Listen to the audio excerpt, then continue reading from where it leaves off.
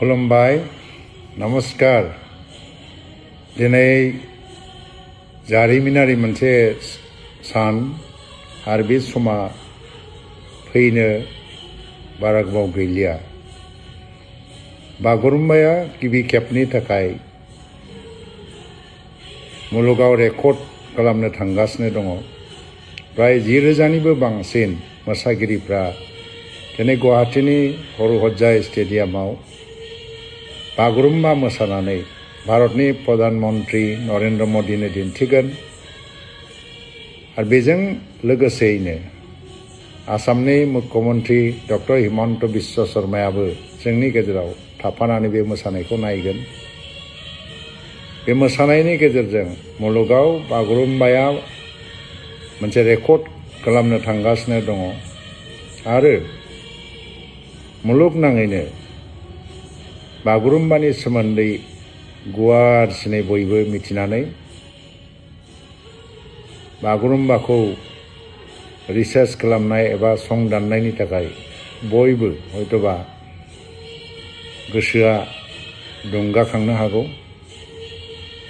तो बियो मोनसे जोंनि सिनायथिनि थाखाय जोंनि हारि हिसाबै मुलुगनाङै मोनसे आइडेन्टिटी बेखौ दिन्थिनायनि थाखाय गिदिरथार मोनसे सम।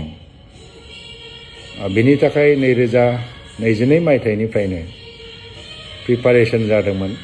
BTC गभर्नमेन्ट बै समनि बिथांमोननि नाजानायाव आरो बर' हारिमु आफाद, दुलाराय बर' फरायसा आफाद, बर' थुनलाइ आफाद आरो गोबां बर' आफादफोरा बेवहाय लोगो नांफानानै दिनै बे 10,000निबो बांसिन बागुरुम्बा मोसागिरिफोरखौ थागथियारि खालामनाय जादोंमोन। थारैनो दिनै बे समा सफैमारबाय।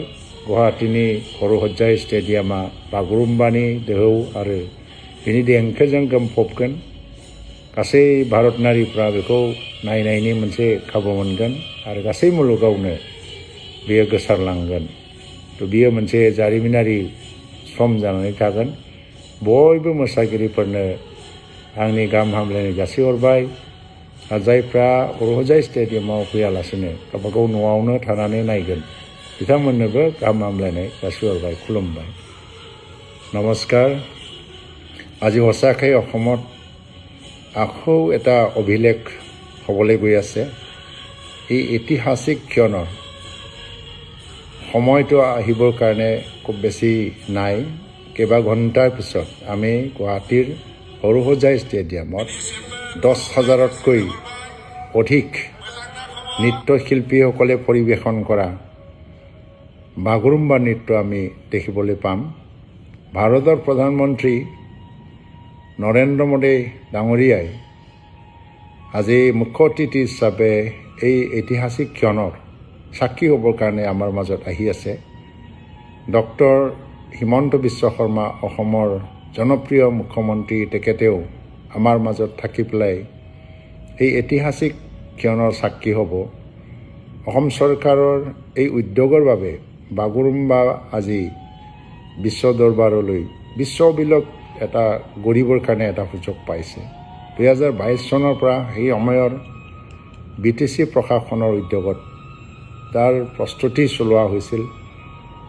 এই ক্ষেত্ৰত বড়ো হাৰিমু আফাদ, সদু বড়ো ছাত্ৰ সন্থা, বড়ো সাহিত্য সভা আৰু বিভিন্ন বড়ো সংগঠনবোৰে যোগদান দি পেলাই বাগৰুম্বা আজিৰ এই ৰূপত প্ৰস্তুত কৰি তুলিছে।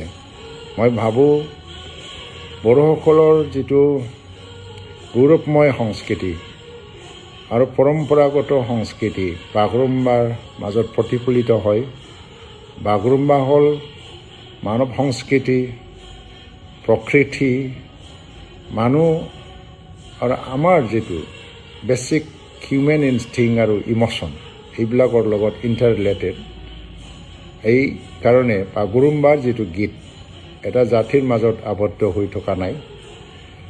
অসমবাসী ৰাইজে যি সহযোগিতা আগবঢ়াইছে তাৰ কাৰণে মই ধন্যবাদ জনাম।